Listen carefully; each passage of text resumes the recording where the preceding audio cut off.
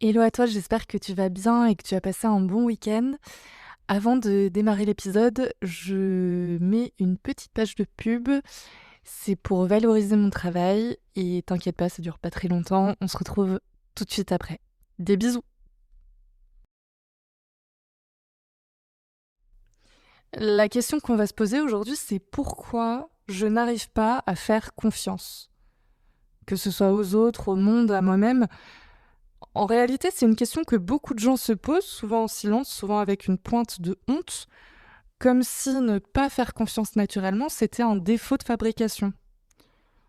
Quelque chose qui cloche chez toi et pas chez les autres. Et si tu te reconnais là-dedans, tu as peut-être vécu ça. Tu es dans une relation stable avec quelqu'un de fiable et t'attends quand même que ça s'effondre. Tu es dans un endroit objectivement sûr et t'arrives pas à te détendre. Du moins, pas vraiment. Comme si une partie de toi avait pas reçu le mémo que tout allait bien. Ou alors peut-être que c'est plus subtil, tu vois. Ça va être cette façon de gérer tout seul parce que compter sur quelqu'un, ça te semble risqué. Partager des infos sur toi, ça semble risqué. C'est cette petite voix qui dit ça va pas durer, même quand tout va bien. C'est cette tension dans le corps qui reste là, même le dimanche matin, même en vacances, même dans les bras de quelqu'un de safe. Ton corps est en mode alerte permanente, alors que toi, t'as juste envie de boire un café tranquille. Et là, tu te dis peut-être, non, mais c'est mon caractère, c'est comme ça. Sauf que c'est là que ça devient intéressant. Parce que cette difficulté à faire confiance, elle vient peut-être pas de toi, elle vient peut-être de quelque chose de bien plus ancien, quelque chose qui s'est mis en place avant tes premiers mots, avant même que tu aies conscience de toi-même. Et aujourd'hui, dans cet épisode, on va ouvrir ensemble un chapitre très particulier, ta vie de tes 0 à tes 6 mois. En gros, la toute première période de ta vie et surtout la toute première question que ton système nerveux a dû résoudre, est-ce que le monde est safe? Voilà. Donc on va traverser ça en 3 temps.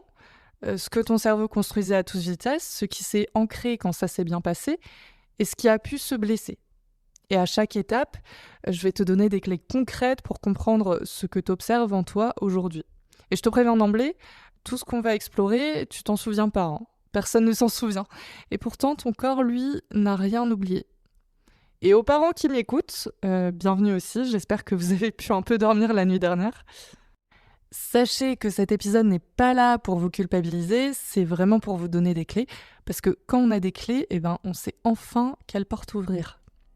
Bienvenue dans Déblocage intérieur, le podcast qui t'aide à comprendre ce qu'il se passe en toi quand tout part un peu en vrille autour. Moi c'est Louise, je suis passionnée de psychologie et de relations humaines, et ici on met des mots simples, vrais et vivants sur ce qu'on vit tous, mais qu'on ne dit pas toujours. Et pour comprendre d'où vient cette difficulté à faire confiance, faut remonter au tout début. Vraiment au début, à l'époque où tu passais tes journées à dormir, manger et pleurer. Et quand j'y pense, c'est un peu ce qu'on a vécu pendant le confinement. Hein. Purée, on a une régression pendant le confinement, on est retourné à nos 0 à 6 mois. Mais bon, blague à part, en fait, à la naissance, le cerveau produit environ 1 million de connexions neuronales par seconde. 1 million par seconde. Donc, si t'as parfois l'impression d'avoir un cerveau qui surchauffe, imagine celui d'un nouveau-né. Tout est nouveau, chaque son, chaque odeur, chaque sensation. Tout est traité pour la première fois en temps réel, sans mode d'emploi. Son cerveau tourne à un régime que même le meilleur ordinateur pourrait pas suivre. En tout cas, c'est le chantier le plus intense de toute une vie humaine. Et comme tous les chantiers, les fondations, ça compte. Mais rassure-toi, un chantier, ça peut aussi se rénover, hein. C'est important de le dire d'emblée. En tout cas, ce qui est fascinant dans ce développement, c'est que ce cerveau-là arrive au monde dans un état de protection totale. Les premières semaines, le nourrisson est dans une sorte de cocon.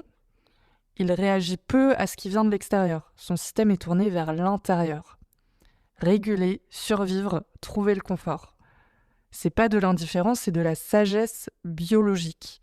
Le cerveau sait qu'il n'est pas encore équipé pour traiter le monde sans être submergé, alors il se protège.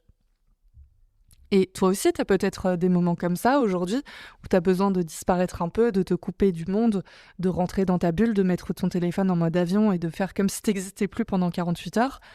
C'est souvent vécu comme une bizarrerie, c'est pourtant une stratégie vieille comme l'humanité. Trop d'input, je me protège.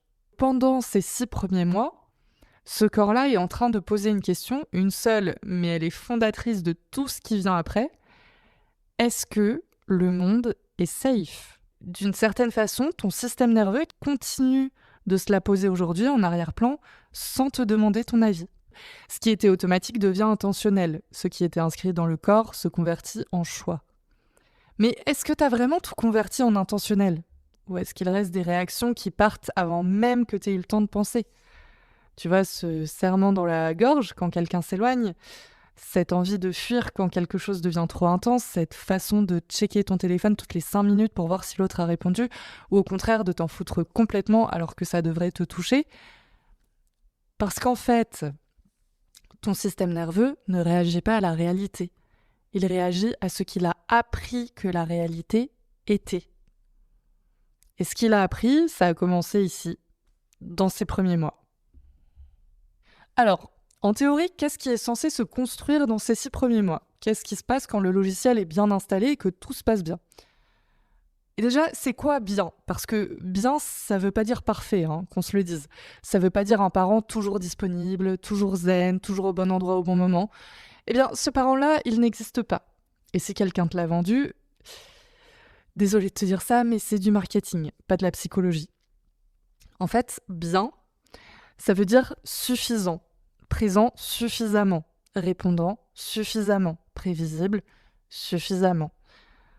Et il y a d'ailleurs un chercheur qui s'est penché là-dessus et qui a trouvé quelque chose de vraiment libérateur. Je vous mettrai bien sûr toutes mes refs en description, comme d'hab.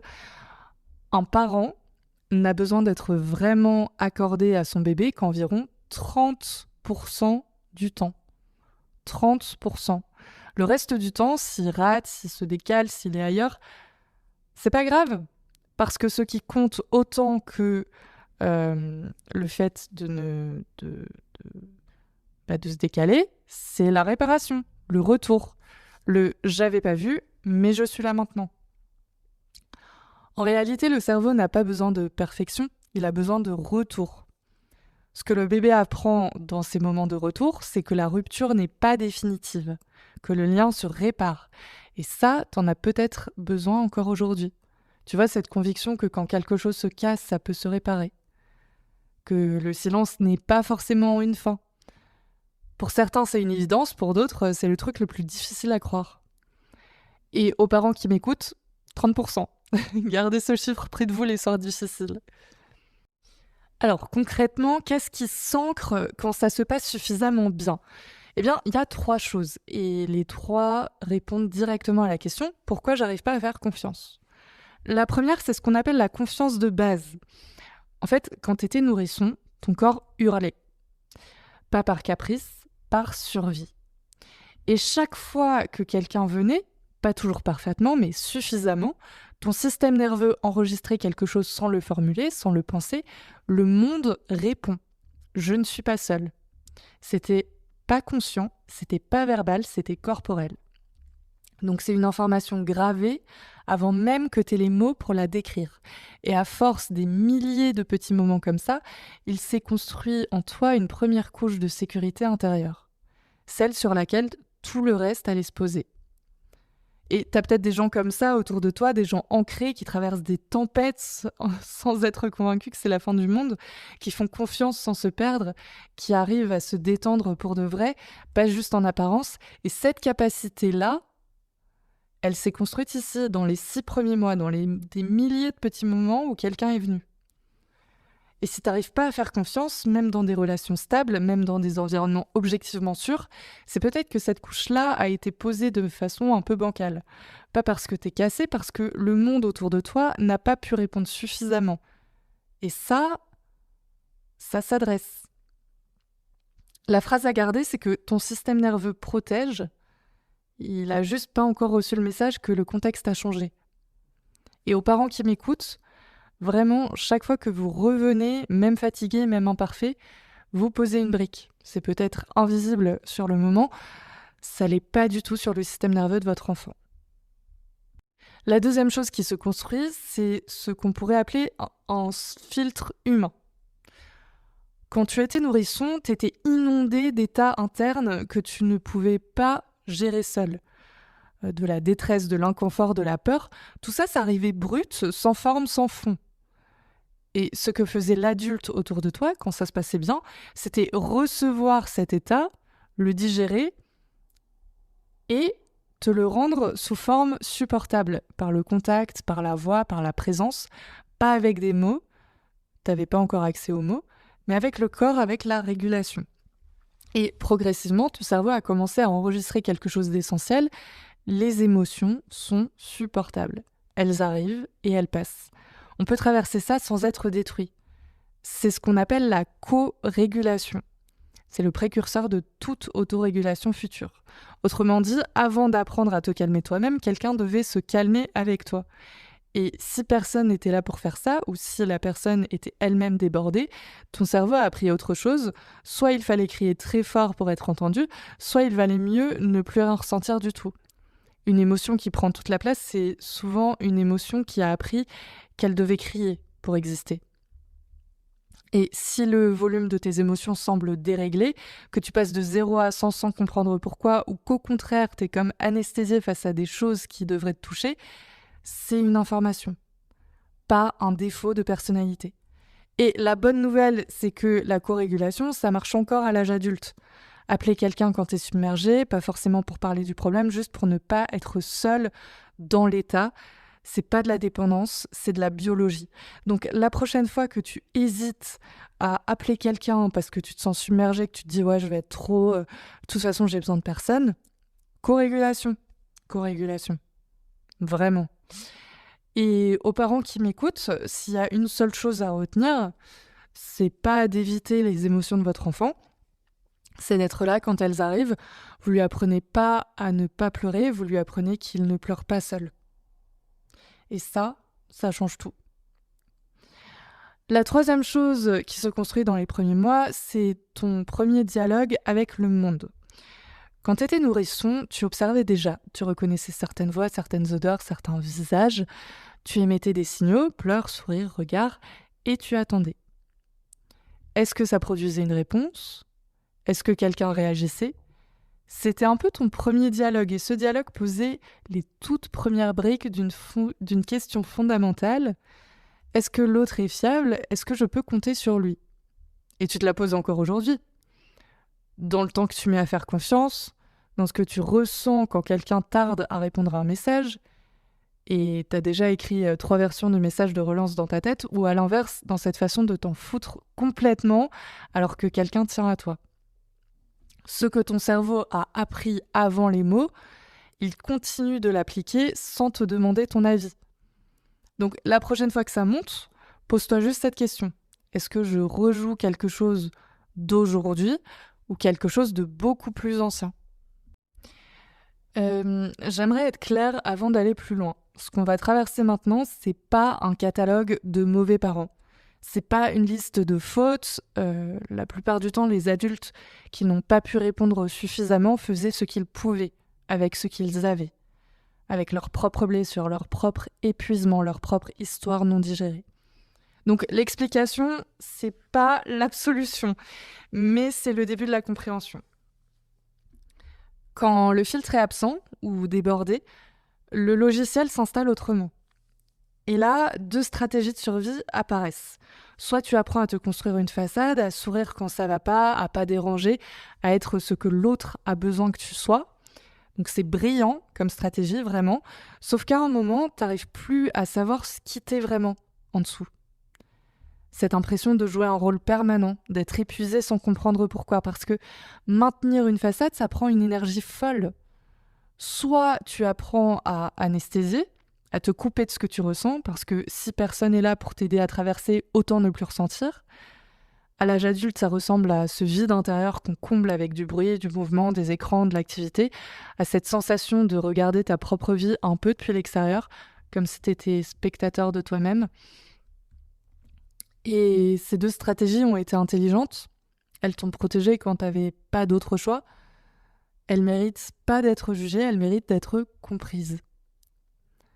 Et quand les réponses autour du bébé sont imprévisibles, Parfois quelqu'un vient, parfois non, parfois avec douceur, parfois avec agacement, sans logique apparente.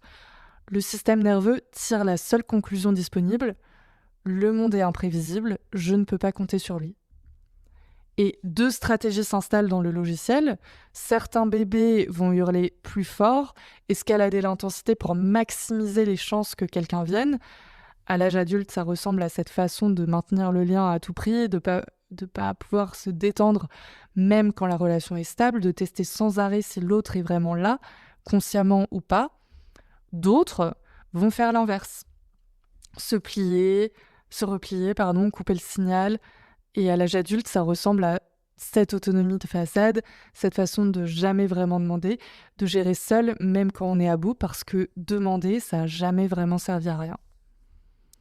Donc, ces deux stratégies ont sauvé la mise à l'époque. Le problème, c'est qu'elles tournent encore aujourd'hui dans des contextes où elles servent plus à rien. Donc, ce que tu appelles aujourd'hui un problème relationnel a été une solution à un moment donné. La phrase à garder, c'est: cette stratégie-là, elle a été intelligente, elle m'a protégée, et je peux commencer à en choisir une autre.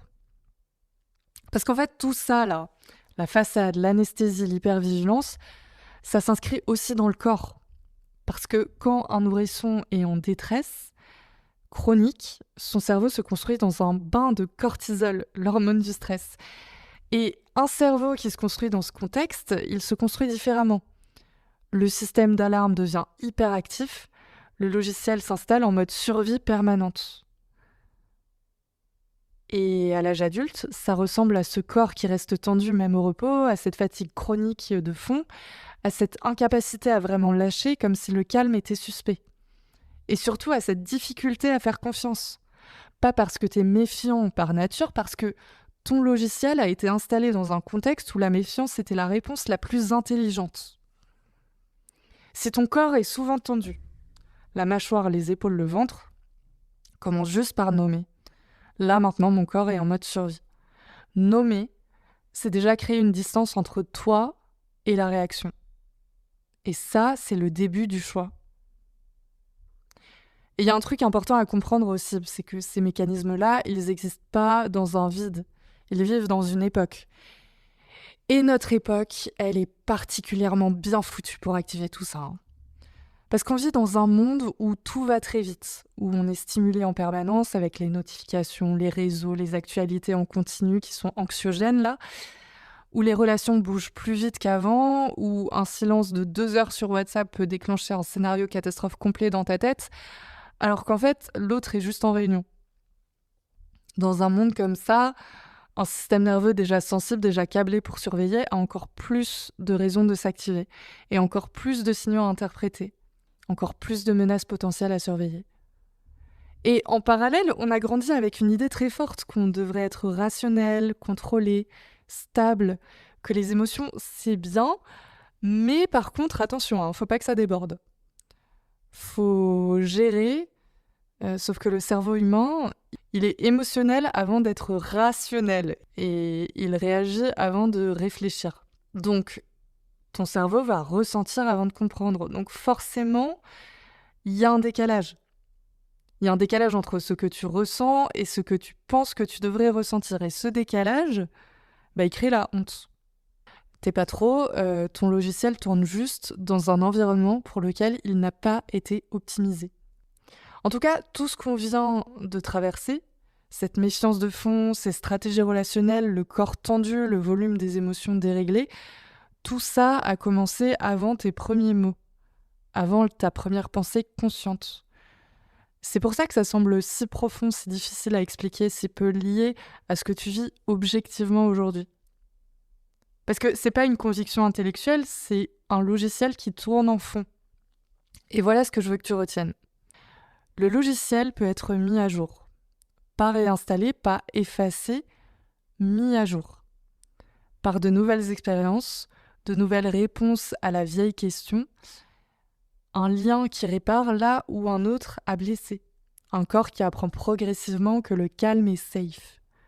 Ça prend du temps, c'est pas linéaire du tout, et ça ressemble souvent à 2 pas en avant, 1 pas en arrière. Mais c'est quand même en avant. Est-ce que le monde est safe? La réponse que tu as reçue à 6 mois, c'est pas la seule réponse possible. C'est juste la première version du logiciel. Et s'il y a 2 trucs à retenir de cet épisode, c'est ça. 1. Ton système nerveux n'est pas ton ennemi. Il te protège. Il t'a toujours protégé. Ces réactions que tu comprends pas, cette vigilance qui s'éteint jamais, c'est pas toi qui es cassé, c'est ton logiciel qui fait encore tourner une version qui date. 2. Si certaines émotions prennent toute la place, c'est peut-être pas parce que t'es trop. C'est peut-être parce qu'à un moment de ta vie, c'était la seule façon d'exister. T'as pas appris à ressentir trop fort, t'as appris à survivre comme tu pouvais. Et survivre, c'est pas la même chose que vivre. La mise à jour, elle est possible. Et elle commence par comprendre ce qui tourne. Et aux parents qui m'écoutent, si en écoutant tout ça, vous vous êtes reconnus dans certains patterns, c'est pas une condamnation. Hein. Vous faites ce que vous pouvez avec ce que vous avez. Et le fait de chercher à comprendre, c'est déjà une mise à jour qui commence. Le prochain épisode abordera le sujet des 6 à 18 mois. Qu'est-ce qui se passe là? Et là, la question change parce que le bébé commence à explorer. Et là, une nouvelle question se pose. Est-ce que je peux m'éloigner et revenir?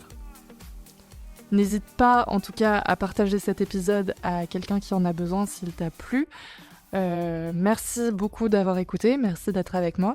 Et on se retrouve très vite pour le prochain épisode. En attendant, prends soin de toi, vraiment, c'est le plus important. Des bisous et à bientôt!